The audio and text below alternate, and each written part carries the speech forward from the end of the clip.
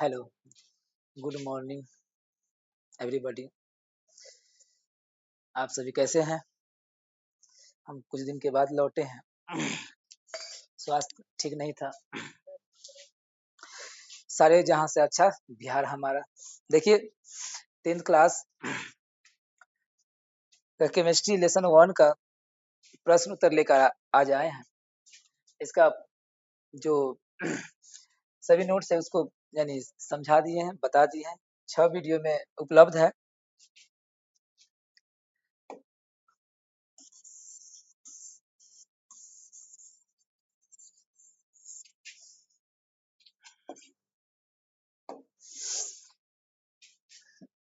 आशा करते हैं कि आप सभी अच्छे होंगे और अच्छे से पढ़ते होंगे। नोट्स कंप्लीट कर लीजिएगा, रिवीजन करते रहें बार-बार और उससे प्रश्न उत्तर हम करवा देते हैं। आप इसे नोट कॉपी में पूरा लिख लें, अच्छा होगा। लिखने से याद होती है, इसलिए लिखा करें, ठीक ना? फिर बात करेंगे। देखिए रासायनिक अभिक्रियाएं और समीकरण, यह आपका एनसीईआरटी बुक का सभी प्रश्न है। यानी पाठ निहित प्रश्न होता है वो भी है और अभ्यास प्रश्न वो भी है, सभी एनसीईआरटी का है। पहला प्रश्न कहता है वायु में जलाने से पहले मैग्नीशियम रिबन को साफ क्यों किया जाता है? देखिए जलाने से पहले मैग्नीशियम रिबन को आप पढ़े थे, ठीक ना? तो मैग्नीशियम रिबन की जो बात करें,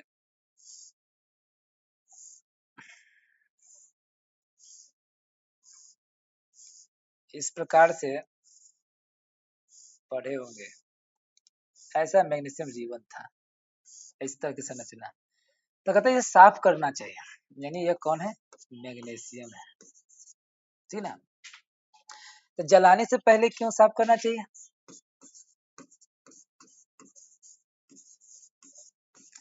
देखिए जलाने से पहले इसलिए साफ करना चाहिए, कहता है कि देखिए मैग्नीशियम ये मैग्नीशियम रिबन जो है उसे क्या कहता है? रेगमाल या कहिए रेगमार, ठीक ना? या जिसे हम सीरीज कागज कहा करते हैं ना, जो लोहा साफ करने वाली होती है, वही एक पेज है। उसी से बोला जा रहा है कि उसे रगड़ कर साफ कर लेते हैं या कर देते हैं ताकि मैग्नीशियम ऑक्साइड और मैग्नीशियम कार्बोनेट की परत हट जाए। यानी इसके ऊपर ना एक परत जम जाती है, एक परत जम जाती है इसके ऊपर। ये समझिए एक कह रहा है मैग्नीशियम ऑक्साइड का, साथ में कह रहा है या हो सकता है मैग्नीशियम कार्बोनेट का, ठीक ना? मैग्नीशियम कार्बोनेट ऐसा होता है। इसकी परत जम जाए, उसे हटाने के लिए रेगमार से क्या करते हैं? रगड़ते हैं ताकि हट जाए। हट जाने के बाद क्या करते हैं? वायुमंडलीय ऑक्सीजन यानी जो हमारे वातावरण में जो ऑक्सीजन है, ठीक ना? उसी की उपस्थिति में क्या होता है? जब जलाते हैं तो वह आसानी से जल जाता है और बन जाता है मैग्नीशियम ऑक्साइड, ठीक है? कहता है कि और CO से अभिक्रिया के फलस्वरूप रिबन पर बना था। ऐसे करने पर मैग्नीशियम रिबन आसानी से जलने लगता है, ठीक ना? CO इसे कहते हैं कार्बन मोनोऑक्साइड, ठीक ना? कार्बन मोनोऑक्साइड,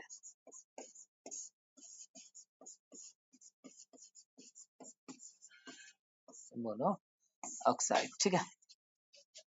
आगे बढ़ते हैं। पहला प्रश्न हो गया।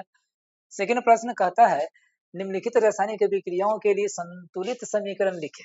समीकरण लिखना है, वो भी संतुलित।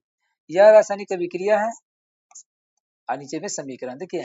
कहता है हाइड्रोजन तो लिख दिए हाइड्रोजन H2, क्लोरीन प्लस लिख दिए Cl2। हाइड्रोजन H नहीं लिखा जाता है, ये भी जान लीजिए, H2 ही लिखा जाता है, क्योंकि H खुद अपने से H यानी एक हाइड्रोजन के अणु और एक एक अणु आपस में मिलकर बनाता है H2, जो क्या है? गैस है। तो यह एक हाइड्रोजन गैस है। और क्लोरीन यानी Cl2, क्लोरीन का भी वही हाल है, ठीक है? क्लोरीन भी क्या करती है? आपस में जुड़ती है, तो बनाती है Cl2, ठीक ना? सोचिएगा तो क्या होता है? इसके बाहर में 7 इलेक्ट्रॉन होती है, ये अपने में सहयोग कर लेती है, ठीक है। तो क्या बना HCl। देखिए इसका समीकरण हो गया, बोला हाइड्रोजन तो लिख दिए H2, क्लोरीन तो लिख दिए Cl2, और ये दोनों रिएक्शन यानी विक्रिया करे क्या बनाया हाइड्रोजन क्लोराइड, क्या बना दिया HCl हाइड्रोजन क्लोराइड, ठीक ना। इसे हम हाइड्रोजन क्लोराइड को हम क्या कहते हैं हाइड्रोक्लोरिक अम्ल भी कहते हैं, इसे हम कहते हैं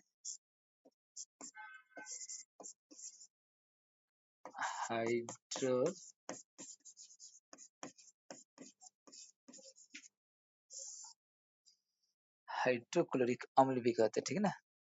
यहाँ से आ गया है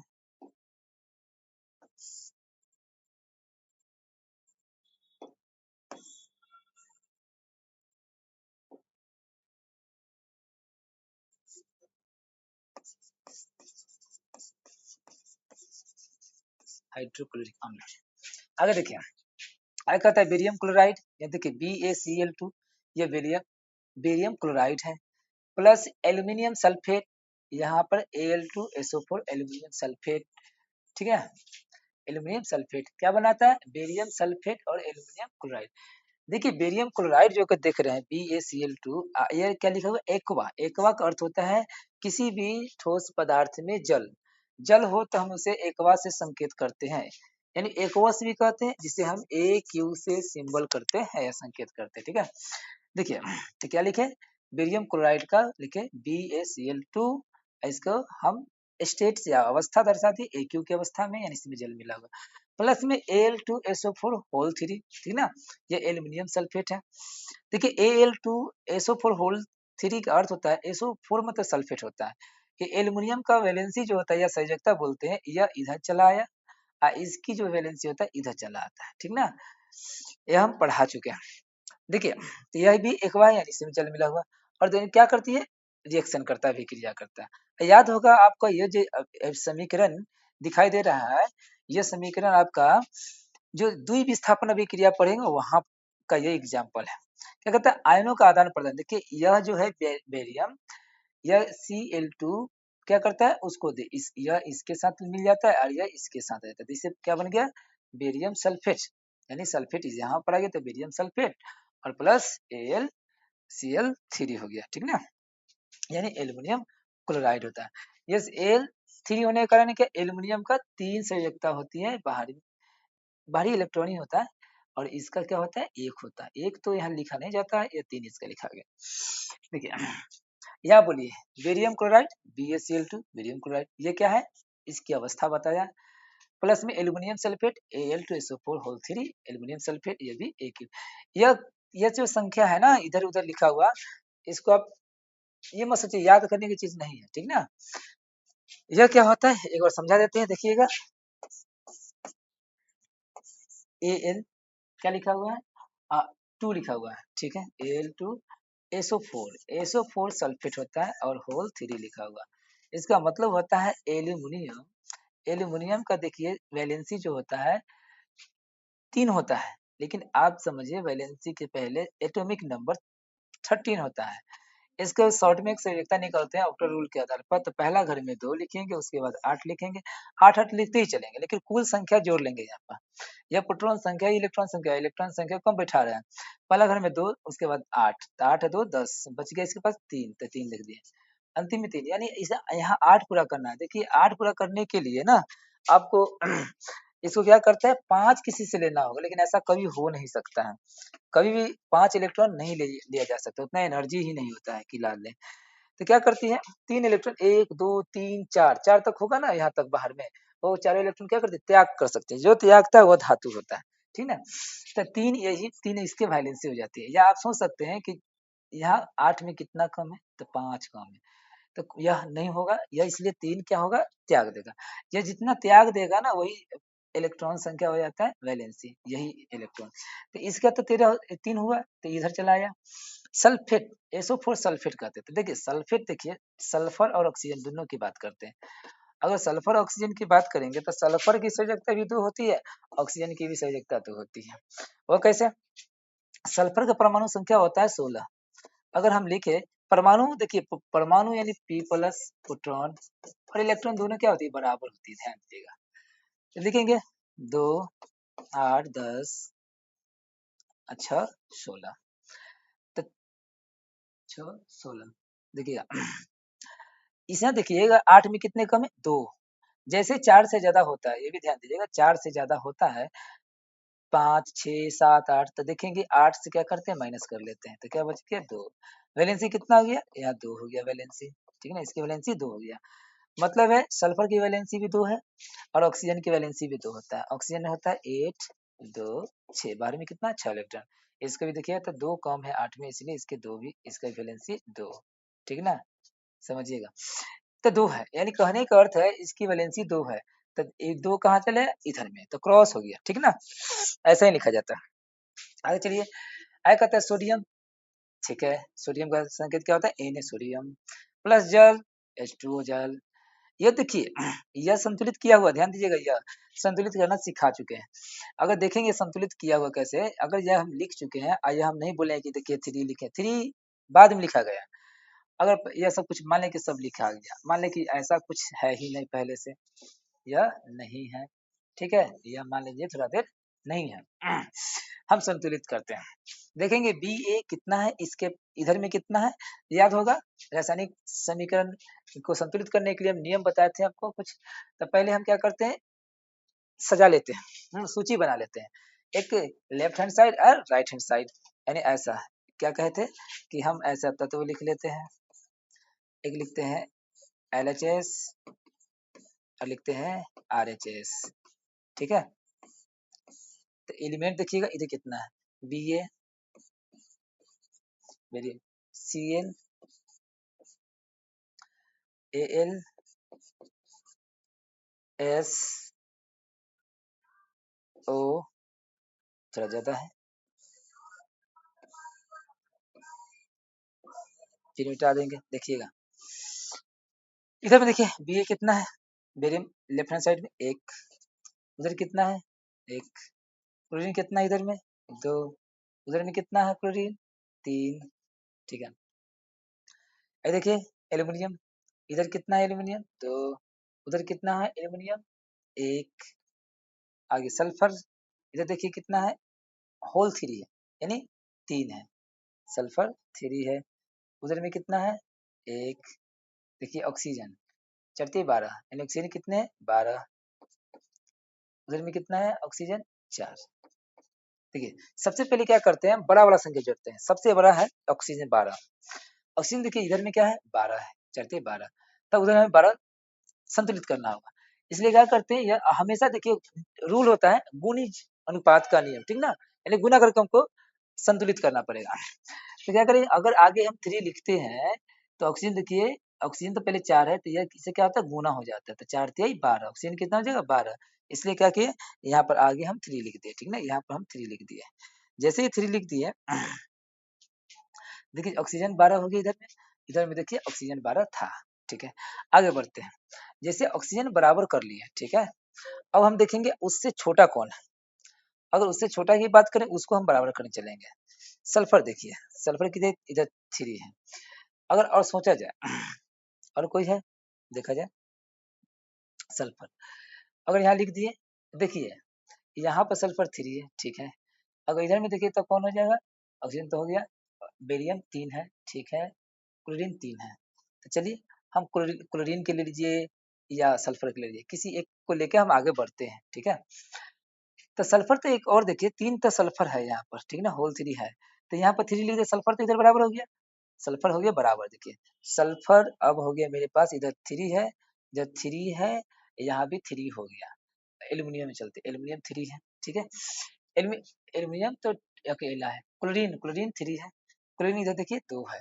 अब सोचिए कि 2 है उधर 3 हम क्या करें अगर मान ले 2 यहाँ सोचते हैं तो 6 हो जाएगा और यहाँ पर 2 है अगर यहाँ पे 3 सोचते हैं तो 6 हो जाएगा कहीं देखिएगा या 3 सोचेगा तो 6 हो जाएगा यहाँ 2 सोचे तो 6 हो जाएगा तो यही सोचना है और लगा देना है ठीक ना क्योंकि यहाँ चलिए देखिए यहाँ पर लगा दीजिए अगर हम 2 क्या लगाए हो 2 लगा दिए लगा दिए आगे 2 लगा दिए तो देखिए 2 हो गया था 3 दूनी 6 6 कौन हो गया क्लोरीन इधर देखिए आगे यहाँ लगा दीजिए 2 3 दूनी 6 हो गया यह बराबर हो गया तो बेरियम देखिए 3 बेरियम इधर भी 3, ठीक है ना। एल्यूमिनियम 2, आगे लिखिए 2, संतुलित हो गया, ठीक ना। इस तरह से हम संतुलित कर लेते हैं, ठीक है। ये हटा देते हैं। देखिए आगे अगला प्रश्न है,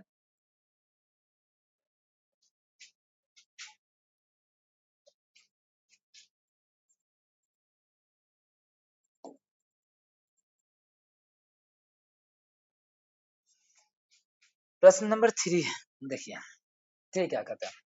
प्रश्न कहता है निम्नलिखित अभिक्रियाओं के लिए उनकी अवस्था के संकेतों के साथ संतुलित रासायनिक समीकरण लिखे। देखिए ध्यान दीजिएगा, ये जो अभिक्रिया है लिखी हुई है अभिक्रिया, उनकी अवस्था बताना है, यानी स्टेट से बताना है कि हाँ वह ठोस है यानी सॉलिड है, कि लिक्विड है, या गैस है, या एक्वा रूप है, यह हमें बताना है, ठीक ना। ये भी हमें संकेत करना है, साथ साथ संतुलित कर लेना है। तो ये पहला कहता है जल में बेरियम क्लोराइड, क्या कहता है, जल में बेरियम क्लोराइड तथा सोडियम सल्फेट के विलयन अभिक्रिया करके सोडियम क्लोराइड का विलयन तथा अघुलनशील बेरियम सल्फेट का अवक्षेप बनाते हैं। ध्यान देना है, जल में कौन, बेरियम क्लोराइड। जब भी लिखेंगे बेरियम क्लोराइड का सूत्र लिखेंगे तो उसके बगल में AQ लिखेंगे, क्योंकि जल मिला हुआ है। तथा सोडियम सल्फेट यानी सोडियम सल्फेट लिखेंगे, उसके बगल में भी AQ लिखेंगे क्योंकि विलयन है। अभिक्रिया करती है तब क्या होता है, सोडियम क्लोराइड बनाती है का विलयन, यानी यहाँ AQ लिखाएगा। तथा अघुलनशील यानी घुला हुआ नहीं है तो कौन है, बेरियम सल्फेट का अवक्षेप बनता है, यहाँ पे सोडियम सॉलिड लिखाएगा यानी S लिखाएगा, ठीक है। आगे देख लीजिए, फिर बैक आते हैं। देखिए यहाँ पर पहले क्या कहा, उसमें कहा उसका एक का उत्तर है कि बेरियम क्लोराइड BaCl2 किसका अवस्था में कहा था, जल मिला हुआ है। तो जल मिला हुआ तो एक प्लस है सोडियम सल्फेट, विलयन बोला था इसलिए एक दोनों ने मिला और रिएक्शन किया, क्या बनाया, बेरियम सल्फेट, वही वाला है देख रहे हैं, या बेरियम इसके साथ या इसके साथ आयनों का आदान प्रदान होगा, ठीक ना, आयनों का आदान प्रदान होगा, यानी द्वि विस्थापन अभिक्रिया। तब क्या है, बेरियम सल्फेट क्या कहा था, ध्यान दिए, बेरियम सल्फेट अघुलनशील था और सोडियम क्लोराइड क्या था, विलयन था, इसलिए यह AQ यह सॉलिड, ठीक है। और सेकंड देखिए, सेकंड क्या कहता है, सेकंड कहता है कि सोडियम हाइड्रोक्साइड का विलयन जल में, देखिएगा सोडियम हाइड्रोक्साइड का विलयन क्या कहता है, जल में हाइड्रोक्लोरिक अम्ल के विलयन जल में से अभिक्रिया करके सोडियम क्लोराइड का विलयन तथा जल बनाते हैं। देखिए सोडियम हाइड्रोक्साइड का विलयन है वो कहता है जल में यानी एक्वा है, हाइड्रोक्लोरिक अम्ल के विलयन ये भी कहता है जल में से अभिक्रिया करती है तब बनाता है यह, देखिए ये लिखा हुआ है।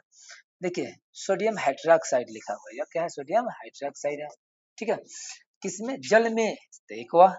फिर कहता है हाइड्रोक्लोरिक अम्ल यानी HCl, ये भी क्या है, ये भी एक्वा जल मिला हुआ है। क्या बनाया, NaCl यानी सोडियम क्लोराइड, ठीक है, ये भी क्या कहा था, जल यानी विलयन था तो जल है, प्लस H2O जल यानी जल है ये, तो यह क्या है, लिक्विड है, यानी जल अगर किसी में हो ठोस में तो वह हो जाता है एक्वा, ठीक है। आगे बढ़ते हैं, आगे देखिए, यह एनसीईआरटी में बुक में प्रश्न है, आंतरिक प्रश्न है, पेज नंबर एनसीईआरटी किताब का पेज नंबर 11 है, उसी में प्रश्न है। कहता है किसी पदार्थ X, कोई पदार्थ है X के विलयन का उपयोग सफेदी करने के लिए होता है। कहता है कोई X पदार्थ है, इसका उपयोग क्या होता है, सफेदी करने के लिए होता है। जैसे सफेदी करने की बात होता है तो हम लोग पढ़ चुके हैं कि देखिए सफेदी करने के बाद हम पढ़े थे कैल्शियम ऑक्साइड, तो कैल्शियम ऑक्साइड यानी CaO, CaO जिसे कहे थे बिना बुझा हुआ चूना, ठीक ना, क्या कहे थे, बिना बुझा हुआ चूना, ठीक ना, इसे बिना बुझा हुआ चूना कहते हैं हम लोग,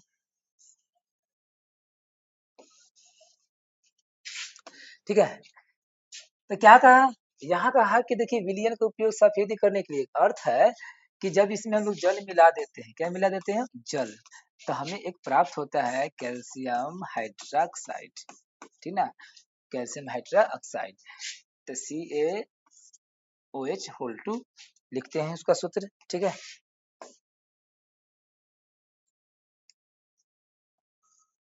आप इसे AQ कह सकते हैं। तो कहने का अर्थ है, यह तो बात बोल दी है कि भाई ऐसा बात है कि जो सफेदी करने के लिए उपयोग करते हैं ना, वही पदार्थवा के बारे में। तब पहला प्रश्न क्या कह दिया, पदार्थ X का नाम तथा इसका सूत्र लिखिए। अर्थ है सीधे पदार्थ का नाम बोला है, पदार्थ जिससे सफेदी करने में उपयोग करते उसका नाम बताइए, हाँ उसका नाम बताइए, और साथ में कहता कि इसको सूत्र इसका लिख दीजिए। तो देखिए वही काम करना, उत्तर पहला है। पहला कहता है X एक पदार्थ है जिसका नाम था बुझा हुआ चूना है, जिसका जिसका सूत्र लिखने तथा इसका सूत्र लिखे, ठीक है ना। हम लिख देते हैं, यहाँ पर नहीं लिखा हुआ है। जिसका सूत्र कहिए ऐसे, जिसका सूत्र है CaO, क्या है वो, कैल्शियम ऑक्साइड, ठीक ना, CaO कैल्शियम ऑक्साइड।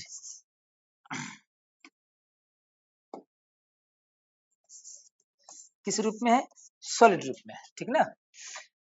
आगे देखिए, अगला प्रश्न हमसे क्या पूछता है कि ऊपर 1 यानी पहला में लिखे पदार्थ X की जल के साथ अभिक्रिया लिखिए। यानी जो पहला हमें X पदार्थ था उसका नाम क्या था, बिना बुझा हुआ चूना, जिसका सूत्र होता है CaO, ठीक ना। आगे देखिएगा, चलिए यहाँ क्या कहा सेकंड में, ऊपर कहता है कि ऊपर एक में लिखे पदार्थ X की जल के साथ, देखिए पदार्थ क्या है, कैल्शियम ऑक्साइड, कैसा है, सॉलिड अवस्था में, जल H2O किस रूप में, लिक्विड अवस्था में अभिक्रिया किए, क्या बना, CaOH2 यानी कैल्शियम हाइड्रा ऑक्साइड, देखे ना उधर में, ठीक है। यानी इसे कहते बिना बुझा हुआ चूना, ठीक है, ऐसे कहते बुझा हुआ चूना, यानी इसमें क्या हो गया, जल मिल गया इसलिए बुझा हुआ चूना कहते हैं। देखिए आ गया, आगे देखिए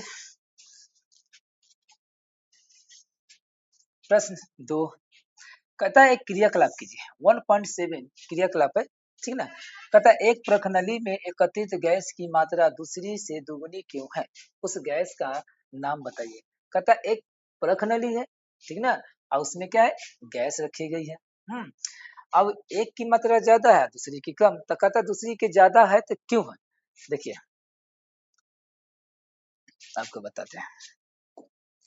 यहाँ पर देखिए इसको प्रयोग दे रखा गया, कहता है देखिए यह एक प्रखनली है, ठीक है ना, एक जो यह देख रहे हैं यह समझिए कि एक प्रखनली है, बर्तन है, ठीक है। इसमें यह जो खंबा दिखाई दे रहा है ना, देखिए यह हम इसे बोल सकते हैं, एक खंबा को एक कैथोड कहते हैं, एक कहते हैं एनोड। तो एनोड जो होता है ना प्लस वाला होता है, और कैथोड जो होता है ना माइनस वाला होता है, ठीक है। अब देखिए यहाँ पर एक नली लगा दिया गया, ऐसा करता है, एक सीधे समझिए कि एक बर्तन में एक नली लगा दिया, यह प्रखनली, ठीक है ना। देखिए अब इसमें क्या है, देखिए इसमें भर दिया क्या, जल, इसमें क्या भरा हुआ है, इसमें भी जल है, यहाँ भी जल है। देखिए ग्रेफाइट रॉड है, इसमें देखिए जो ये जो देख रहे हैं ये वाला, ये ग्रेफाइट रॉड है, यानी कहने का मतलब है, ग्रेफाइट जानते हैं ना, जैसे पेंसिल के अंदर देखे ना काला काला, वो क्या है, ग्रेफाइट है। यानी कोयला जैसा ही समझ लीजिए। ये ऊपर से एक ढका हुआ है प्लास्टिक मग है, ठीक है, यानी ढका हुआ क्या कहें, इसको हम बोल सकते हैं ये पूरे के पूरे क्या है, एक प्लास्टिक मग है, ठीक है। आगे देखिए ऑक्सीजन, यहाँ बोले हाइड्रोजन, ठीक है।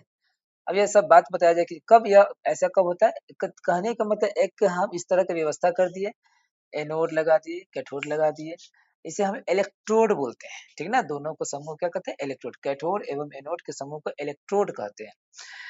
और यहाँ पे क्या किया, बैटरी लगा दी, बैटरी से हम बिजली दे दिए, स्विच ऑन कर दिए और चला गया इसमें। जैसे चला गया तब देखिए इसमें क्या होता है, इसमें गैस की बात होता है। तो देखिए यहाँ पर सबसे ज्यादा गैस कौन निकलेगी, हाइड्रोजन या ऑक्सीजन। आप जान लीजिए कि यह जल रखे हैं, तो जल क्या है, H2O, H2O हाइड्रोजन और ऑक्सीजन। तो अगर यहाँ पर ज्यादा मात्रा में की बात आएगा तो कौन होगा? ऑक्सीजन होगा, ठीक ना, ऑक्सीजन होगा, क्योंकि हमारे वातावरण में क्या है, हाइड्रोजन से कहीं ज्यादा ऑक्सीजन है। देखिए उत्तर में क्या कहता है, कहता है में ज्ञात है कि जल 2 भाग हाइड्रोजन और 1 भाग ऑक्सीजन स्विच से मिलकर बना है। कहने का मतलब है कि 1 भाग हाइड्रोजन, 2 भाग हाइड्रोजन और 1 भाग ऑक्सीजन से मिलकर बना है, अर्थात हाइड्रोजन ऑक्सीजन, ठीक ना,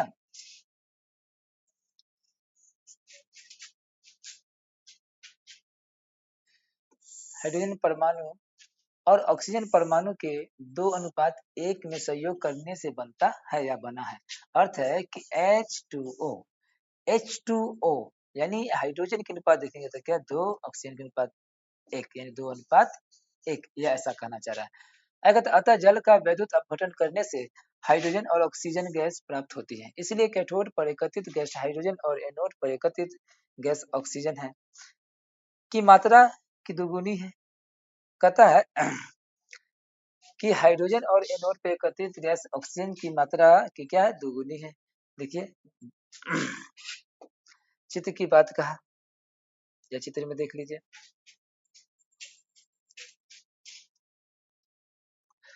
अगर यहाँ बात करते हैं कि मात्रा, यही तो कहा एक प्रणाली में एकत्रित गैस की मात्रा दूसरी से दुगुनी क्यों है, उस गैस का नाम बताइए, ठीक ना। वह गैस ऑक्सीजन होगा।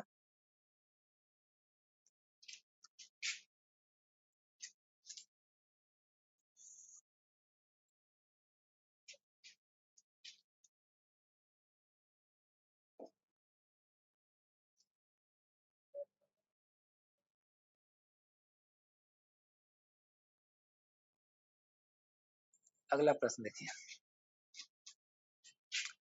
पेज 15, जब लोहे की कील को कॉपर सल्फेट के विलयन में डुबाया जाता है तो विलयन का रंग क्यों बदल जाता है।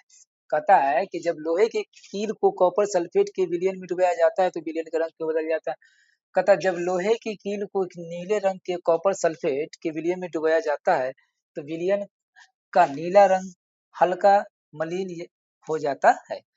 कहने का अर्थ देखिए, जब लोहा लिए उस लोहे की कील को नीले रंग के कॉपर सल्फेट है, सल्फेट किसका है, कॉपर सल्फेट का विलयन है, ठीक ना, यानी घोल है, यानी समझिए कि बर्तन है, ठीक ना, इसमें क्या है हो, कॉपर सल्फेट है, ठीक ना, एक विलयन है, इसमें क्या क्या, यह लोहे की कील को डुबोया गया, लोहे की कील को नीले रंग के कॉपर सल्फेट में डुबोया गया, तो विलियन का नीला रंग क्या हो जाता है, विलियन का रंग कैसा था, नीला, नीला या मलिन हो जाता है, नीला जो होता है हल्का क्या होता है, मलिन हो जाता है, यानी डाउन हो जाता है। ऐसा इसलिए होता है क्योंकि Fe यानी लोहा कॉपर से अधिक अभिक्रियाशील है, जो कॉपर को विस्थापित कर देता है और आयरन सल्फेट तथा कॉपर धातु बनती है। देखिए Fe सल्फेट यानी Fe फेरस बोलेंगे, ठीक ना, फेरस बोलते हैं इसे, फेरस। कॉपर सल्फेट कैसा है, नीला है, यह विलियन है, इसे क्या किया, इसमें डुबाया गया, डुबाया क्या बना, फेरस सल्फेट बना, हल्का हरा बन गया, और साथ में क्या, कॉपर, यानी करीब कॉपर को इसमें से क्या विस्थापित कर दिया, ठीक है। फिर क्रियाकलाप है, देखिए, कहता है द्विविस्थापन अभिक्रिया का एक उदाहरण दीजिए।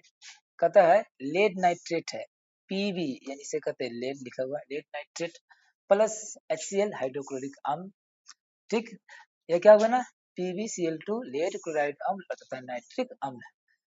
द्विविस्थापन क्या कहा, आयनों का आदान प्रदान करता है, यानी देखिए यह लेड क्या हो गया, इसके साथ अभिक्रिया कर लिया, हाइड्रोजन इसके साथ अभिक्रिया कर लिया, ठीक ना, इसलिए बन गया HNO3, HNO3 नाइट्रिक अम्ल, और ये बन गया PbCl2 यानी लेड क्लोराइड अम्ल, ठीक है। आगे कहता है निम्न अभिक्रियाओं में उपचयन तथा अपचयन पदार्थों की पहचान कीजिए। देखिए पहला है सोडियम सॉलिड रूप में प्लस ऑक्सीजन गैस रूप में, ठीक ना, तो क्या बना Na2O, सोडियम ऑक्साइड बोल सकते हैं, ठीक है। क्या कहा यहाँ पोलर सॉलिड कर दीजिए, ठीक है। यानी इसमें हमको कहता है उपचयित तथा अपचयित पदार्थों की पहचान करना है, ठीक ना। अगर देखा जाए तो सोडियम जो है ना, सोडियम में क्या है, ऑक्सीजन बढ़ गया, सोडियम में बढ़ गया ऑक्सीजन, अपचयित की बात है, यानी कह सकते हैं ऑक्सीजन की हानि। हाँ, उपचयित तथा देखिए उपचयित और अपचयित पदार्थों की पहचान कर दूंगा। यहाँ देखेंगे तो सोडियम में ऑक्सीजन बढ़ गया तो भाई ये तो उपचयन हो गया। ऑक्सीजन की देखेंगे तो ये तो एक साथ हो गया, इनमें कुछ नहीं, आगे पहचान करना है। सेकंड क्या कहता है, देखिए सेकंड कॉपर ऑक्साइड और H2, ठीक है ना। कॉपर ऑक्साइड और H2, कॉपर ऑक्साइड जब विक्रिया कहते हैं कॉपर ऑक्साइड, इसमें से ऑक्सीजन की क्या हो गया, हानि हो गया। हानि हो गया तो क्या हो गया, अपचयन हो गया, अपचयन हो गया। और सेकंड देखिए हाइड्रोजन, हाइड्रोजन का ऑक्सीजन की वृद्धि हो गई, इसको क्या कहें, उपचयन हो गया, उपचयन हो गया। देखिए इसमें दोनों काम होती है, क्या कहा उत्तर में, इस अभिक्रिया में सोडियम यानी Na और सोडियम ऑक्सीजन में उपचयित होता है। यानी पहला में क्या है, उपचयित की क्रिया हुआ, देखें इसमें क्या हुआ, यहाँ पर इसमें ऑक्सीजन की वृद्धि हुआ, यानी क्या है, उपचयन हुआ, उपचयन हुआ, ठीक ना। लेकिन सेकंड में देखिए इसमें क्या हुआ, उपचयित होता है क्योंकि सोडियम का ऑक्सीजन से सहयोग हो रहा है और ऑक्सीजन अपचयित होने वाला पदार्थ है। अतः उपचयित एवं अपचयित होने वाले पदार्थ क्रमशः सोडियम और ऑक्सीजन है।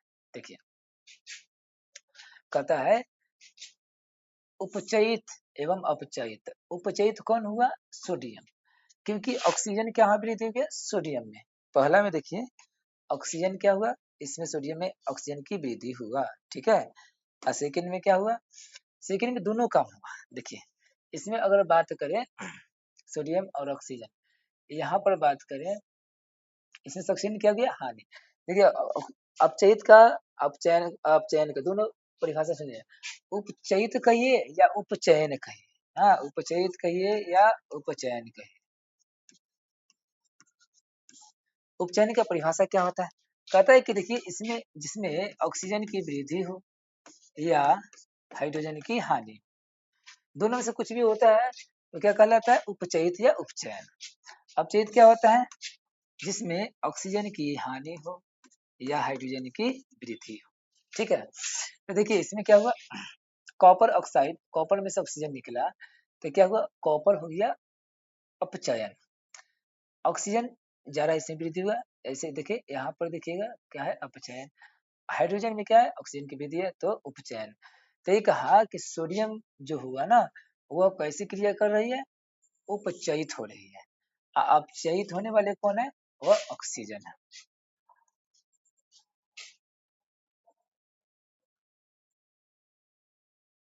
उपचयन ऑक्सीजन की वृद्धि, चलिए अपचयन ऑक्सीजन की ह्रास, एग्जाम्पल दिया गया है, ठीक है।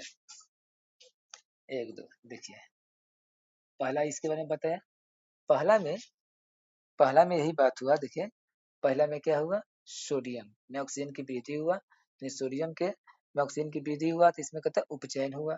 यहाँ देखिए ऑक्सीजन क्या हुआ, निकल गया तो यह इसमें क्या हुआ, अपचयन हुआ, ठीक ना। यही कहा यहाँ पर कि सोडियम तो उसमें ऑक्सीजन की वृद्धि हो गया तो क्या उपचयित एवं अपचयित होने वाले क्रमशः, क्रम से उपचयनित सोडियम, इसमें ऑक्सीजन की वृद्धि हुआ था, और अपचयित ऑक्सीजन पहला में, क्योंकि उसमें ऑक्सीजन की हानि हो गया था। सेकंड देखिए यह कहता है कि copper oxide hydrogen, copper H2O, कहने का अर्थ क्या है, यहाँ बताया गया कि हाइड्रोजन में देखिए क्या हुआ, ऑक्सीजन की वृद्धि हुआ तो क्या हुआ, अपचयन, उपचयन कहिए, उपचयन हुआ। इसमें क्या, इसमें से ऑक्सीजन की हानि हो गया तो यह क्या है, अपचयन होगा। अतः उपचयित होने वाला पदार्थ H2, उपचयित यानी कहने का अर्थ देखिए इसमें ऑक्सीजन की वृद्धि हुआ इसलिए यहाँ पर क्या हुआ, उपचयित हुआ हाइड्रोजन। और यहाँ पर देखिए इसमें देखिए इसमें क्या हो गया, ये अपचयित हुआ, यानी अपचयित होने वाला पदार्थ कौन है, CuO, यह अपचयित है, यह उपचयित है। पाठ्य पुस्तक से हल प्रश्न कहता है नीचे दी गई अभिक्रिया के संबंध में कौन सा कथन असत्य है। ठीक है, अभ्यास में आ गए हैं। कौन सा कथन असत्य है, देखो और कीजिएगा, असत्य है, हमें सत्य नहीं खोजना, असत्य खोजना। कहता क्या है, PbO यानी लेड ऑक्साइड प्लस C यानी कार्बन। ठीक है, Pb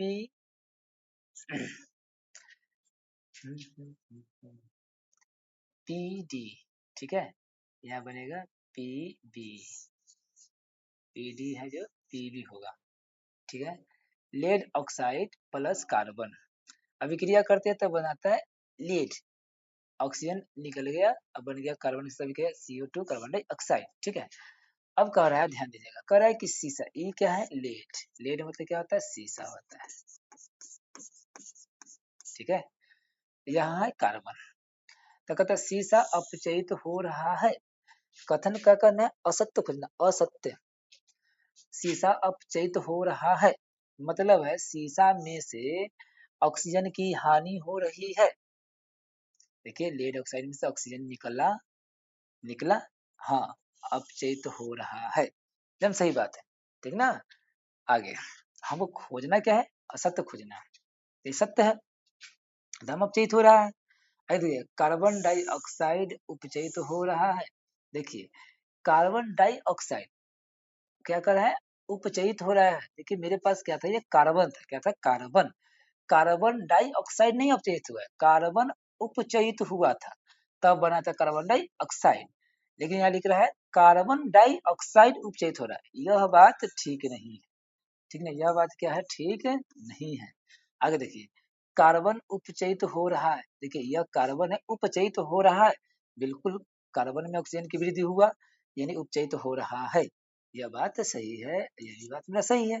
ठीक है, आगे देखिए, लेड ऑक्साइड अपचयित हो रहा है, लेड ऑक्साइड है, ठीक है, यह क्या है, लेड ऑक्साइड है। ठीक ना, हम सीधा सा ऑक्साइड यहाँ पर लिख दीजिएगा, ठीक रहेगा। ठीक है, यह लेड ऑक्साइड है, तो क्या लेड ऑक्साइड अपचयित हो रहा है, लेड ऑक्साइड तो था ही, इसमें से ऑक्सीजन क्या हुआ, निकल गया, तो अपचयित हुआ, एकदम बात सही है। अब देखिए हमसे पूछा कौन सा कथन असत्य है, हमें मिला असत्य कथन कौन है, यह।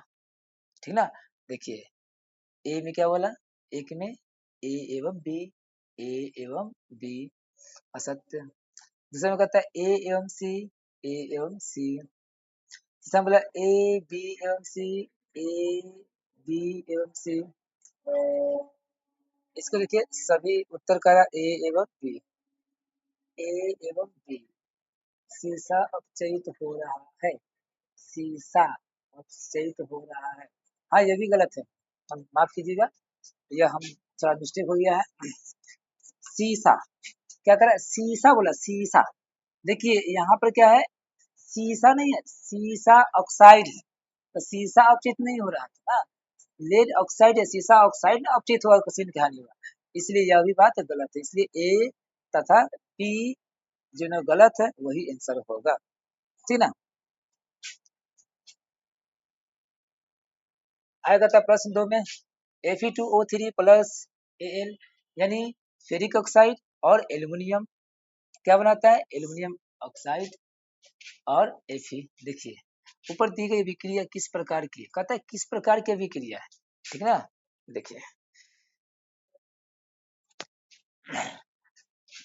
किस प्रकार की अभिक्रिया, देखिए Fe2O3 फेरिक ऑक्साइड एल्युमिनियम के साथ अभिक्रिया किया, अब क्या है यहाँ पर क्या किया कि एल्युमिनियम ने इसके साथ अभिक्रिया किया और फिर इसको क्या कर दिया, अलग कर दिया, विस्थापित कर दिया, यानी यह विस्थापन अभिक्रिया है, पहला संयोजन अभिक्रिया, दूसरा द्विविस्थापन अभिक्रिया, वियोजन अभिक्रिया, विस्थापन अभिक्रिया।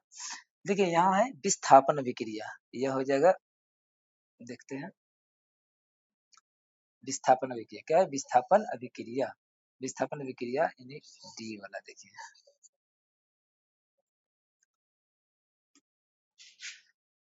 आगे प्रश्न है, लौह चूर्ण पर तनु हाइड्रोक्लोरिक अम्ल डालने से क्या होता है, सही उत्तर पर निशान लगाइए। लौह चूर्ण पर यानी लोह के चूर्ण, ठीक ना, लौह चूर्ण समझ लिए कि लोहा का चूर्ण है, ठीक ना, एफी का चूर्ण। कहते लौह चूर्ण पतनु हाइड्रोक्लोरिक अम्ल डालने से क्या होता है? सही उत्तर पर चिन्ह निशान लगाइए। कहते देखिए,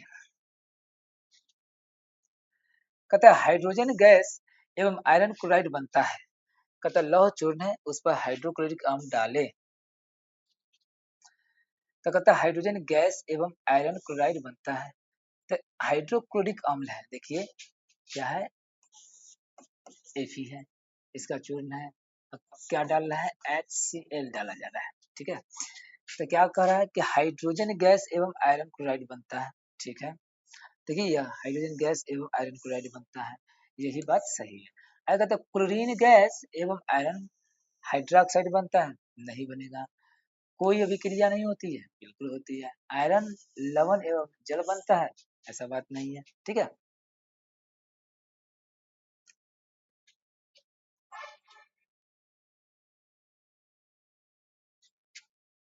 आगे देखिए, प्रश्न 4 में क्या कहता है? संतुलित रासायनिक समीकरण क्या है? रासायनिक समीकरण को संतुलित करना क्यों आवश्यक है? देखिएगा, देखो संतुलित रासायनिक समीकरण क्या है और तथा कहता है इसको संतुलित करना क्यों आवश्यकता है। यानी समझिए कि संतुलित रासायनिक समीकरण की एक तरह से डिफिनीशन देना है।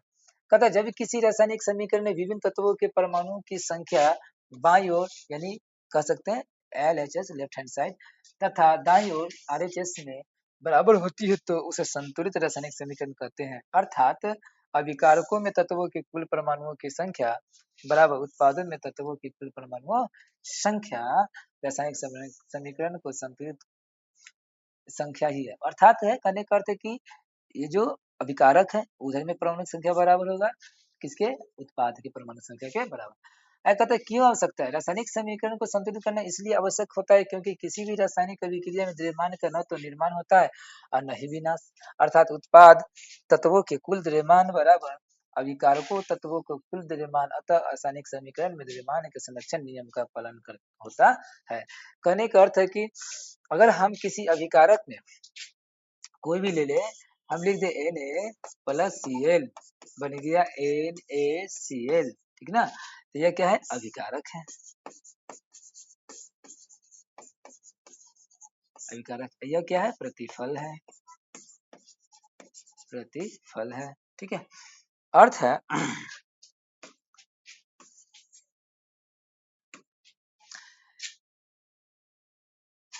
कि प्रतिफल और अभिकारक, यानी कहने का अर्थ यह हो गया कि अभिकारक में जितना भी भाग लेगा पदार्थ, प्रतिफल में भी तो उतना ही रहना चाहिए भाई। नहीं, यानी द्रव्यमान संरक्षण का नियम पढ़े थे कि जो हम डाले यानी जो है वो हमेशा ही रहेगा। यानी इधर जितना है वही ना, कुछ उत्पाद बनाएगा तो वो भी उतना ही रहेगा। द्रव्यमान संरक्षण के नियम के अनुसार कहते हैं ना द्रव्यमान की निर्माण होती है और नहीं विनाश होती है। भाई द्रव्यमान संरक्षण के पालन करने के लिए तो हमें संतुलित करना जरूरी होगा, ठीक ना।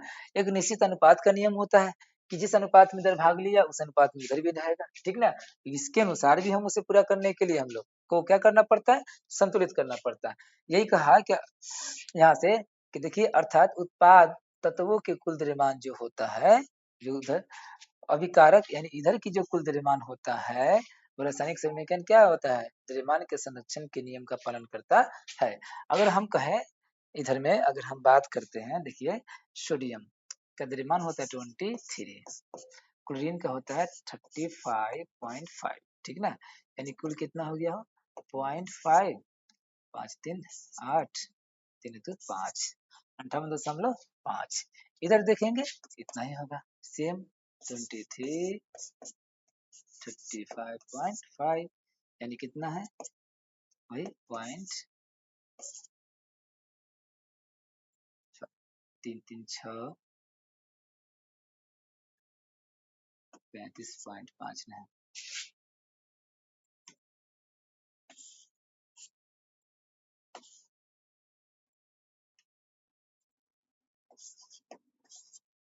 ठीक ना। 8, 3 2 5 सेम होगा।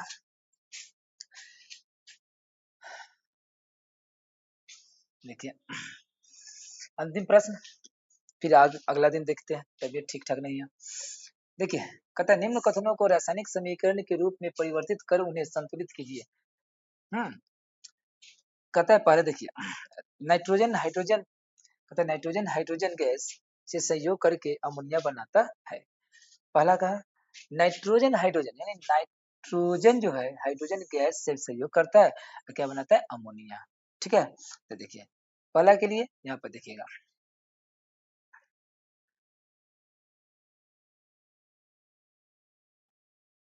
5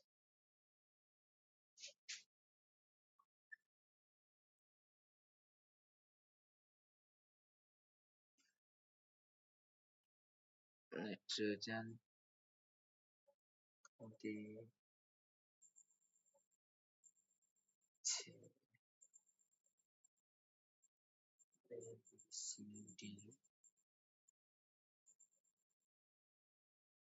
देखिएगा हम खोज रहे हैं अलग का।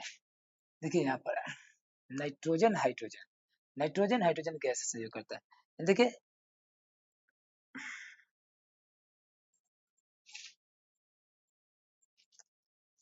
यह नाइट्रोजन गैस है, यह हाइड्रोजन गैस है, सहयोग किया क्या बनाया NH3, यह है अमोनिया। ठीक ना, अमोनिया, अमोनिया किस रूप में, गैस रूप में। देखिए H2N2, ये पहला कहा संतुलित कर लिए। देखिए H2N2 लिखाएगा ही पहले से ही। इधर देखिए NH3 अमोनिया होता है NH3। देखिए 3 H कितना है 3, इधर कितना था 2। तो जैसे ही हम आगे अगर लिखते बराबर करना होगा तो हम 2 लिखते तो 6 हो जाएगा, सोचना होगा थोड़ा। यहाँ 3 लिखते तो 6 हो जाएगा, तो 3 लिख दिए 6 हो गया, ये भी बराबर हो गया, ये भी बराबर हो गया। ठीक है ना, आगे क्या कहा बी में कहता है कि हाइड्रोजन सल्फाइड गैस का वायु में दहन होने पर जल एवं सल्फर हाइड्रोक्साइड बनता है। कहता है हाइड्रोजन सल्फाइड गैस, ठीक ना, हाइड्रोजन सल्फाइड गैस का वायु में दहन यानी वायु ऑक्सीजन से भी क्रिया करना है, दहन मतलब जलाना है, होने पर क्या होता है जल एवं सल्फर डाइऑक्साइड बनती है। देखिए hydrogen sulphide H2S, hydrogen sulphide क्या कहता है ऑक्सीजन O2 की उपस्थिति में अभिक्रिया हुआ, क्या रहा जल भी बना और सल्फर डाइऑक्साइड भी बना। तो यह तो हो गया H2S hydrogen sulphide, O2 oxygen, H2O जल यानी लिक्विड गैस गैस। यह देखिए 2 दूनी 4, इधर देखिए 2 दूनी 4, सल्फर 2 गुने है 2, सल्फर इधर से 2 गुने है 2, ठीक ना 2, सल्फर 2 है, ठीक है। ऑक्सीजन देखिए ऑक्सीजन है 3 दूनी 6, इधर 2 है और गुना हो जाएगा तो 3 दूनी 6, ठीक है। आगे देखिए एल्युमिनियम सल्फेट के साथ अभिक्रिया कर बेरियम क्लोराइड एल्युमिनियम क्लोराइड एवं बेरियम सल्फेट का अवक्षेप देता है। कहता है एल्युमिनियम सल्फेट के साथ अभिक्रिया कर बेरियम क्लोराइड, कौन अभिक्रिया कर है बेरियम क्लोराइड। देखिए बेरियम क्लोराइड जो है एल्युमिनियम सल्फेट के साथ एकवा के रूप में एल्युमिनियम सल्फेट के साथ अभिक्रिया किया, क्या क्या बनाया एल्युमिनियम क्लोराइड तथा बेरियम सल्फेट सॉलिड रूप में बनाया। ठीक है ना, आगे है पोटेशियम धातु, पोटेशियम यानी के धातु जल के साथ अभिक्रिया करके पोटेशियम हाइड्रोक्साइड एवं हाइड्रोजन गैस देती है। देखिए पोटेशियम सॉलिड रूप में जल है, लिक्विड रूप में अभिक्रिया किया पोटेशियम हाइड्रोक्साइड और हाइड्रोजन गैस। ठीक ना,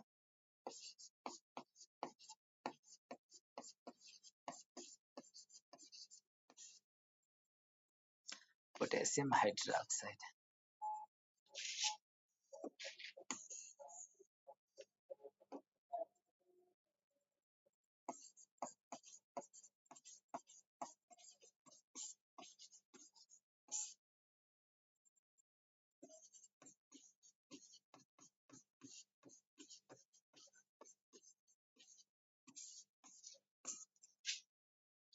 ठीक है, आज के लिए इतना ही, धन्यवाद। सारे जहाँ से अच्छा बिहार हमारा, विशेष कुछ नहीं कर कह पाए, तबीयत ठीक ठाक नहीं है, बहुत दिन के बाद आए हैं। ठीक है, धन्यवाद।